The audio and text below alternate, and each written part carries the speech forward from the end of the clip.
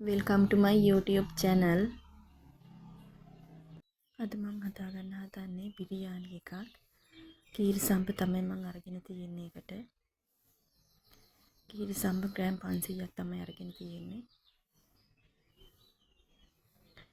වාජනේට දාලා මම දැන් එක සෝද ගන්නවා. රෑ තමයි මම මේ වීඩියෝ එක කරන්න හිතුවේ.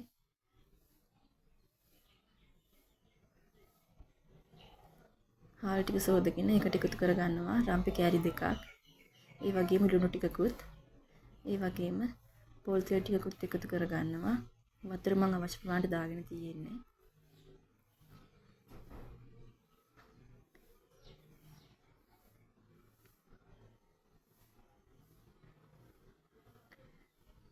දැන් මම මේ ගම්මිරිස් ටිකක් අඹර ගන්නවා. මස් එක යෙදලා තියාගන්න.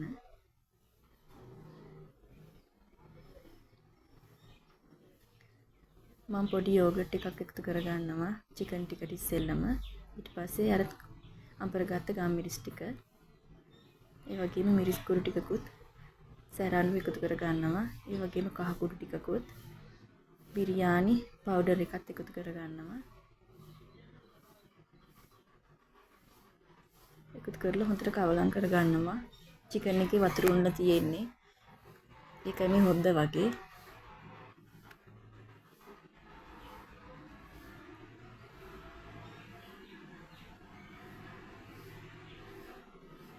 පත පැහුනට පස්සේ මම මේ චිකන් එක හදාගෙන තමයි හදන්නේ. ඉස්සෙල්ලම මම බෙද ගන්නවා සොසේජස් කරල් 4ක්. ඒ වගේම ලොකු ලුණු ටිකක්. ලොකු ලුණු ටිකත් බෙදලා අයින් කර ගන්නවා. අද පොයේ දවසක් නිසා තමයි බිත්තර ගත්තේ නැත්තේ මම බිරියානි එකට. මාසි පොයේ දවසක් අද ඒක නිසා ඒ වෙනුවට තමයි සොසේජස් ගත්තේ.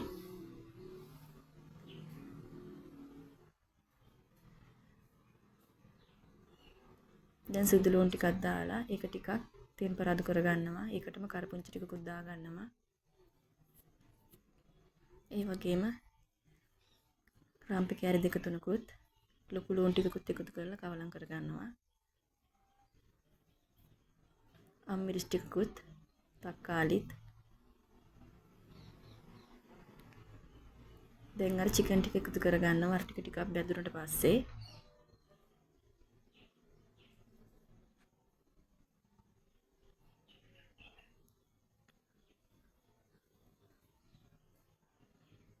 දැන් මම ලුණු ටිකකුත් එකතු කරලා තැම්බෙන වහලා තියෙනවා.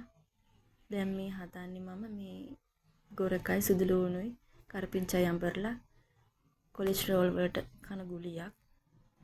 ඒකත් හදලා පැත්තකින් තියලා චිකන් එක දැන් හැදිලා තියෙන්නේ. දැන් එකට බත් ටික දා ගන්නවා. මම චිකන් එකේ ලුණු බැලුවා ඉස්සෙල්ලා. දැන් බත් ටික දාලා ටිකක් අඟුරුට වහලා තියා ගන්නවා. ඒකට උඩින්ම සොසේජස් කරල් 4ක් දා ගන්නවා. බෙදගත්ත ලුණු ටිකත් ඒක උඩින්ම දා ගන්නවා.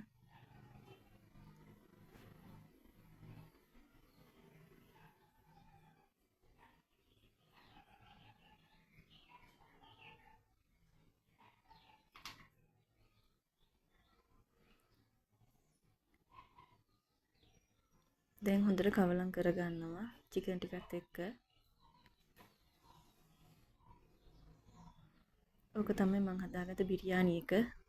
මේකේ මස් අරගෙන අපිට ඕනම් බෙදලා ගන්නත් පුළුවන්. මම එහෙම කන්න කැමති නෑ. ඒකයි මම එහෙනම් වීඩියෝ එක එන්ඩ් කරනවා.